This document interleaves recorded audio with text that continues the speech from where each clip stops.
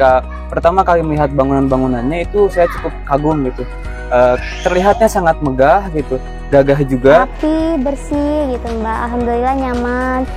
Penjamuannya juga Masya Allah ramah sekali.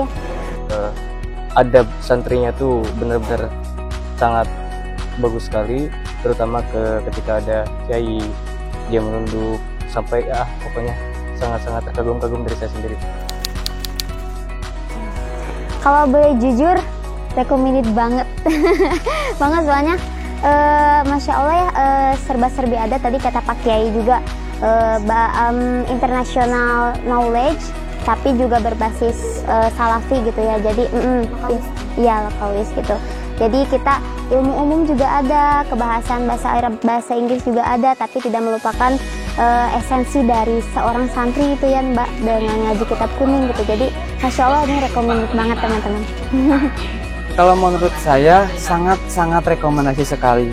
Mengapa? Karena dari mulai cara mendidik di sini, kemudian juga dari segi fasilitas pembelajaran dan lain sebagainya itu sudah cukup mumpuni, sudah sangat mumpuni sekali. Jadi ini sangat rekomendasi bagi setiap orang tua mungkin yang ingin memondokkan anaknya gitu. Ayo mondok di Pondok Pesantren Fadlul Fadlan. Pesantren bilingual berbasis karakter salaf Semarang.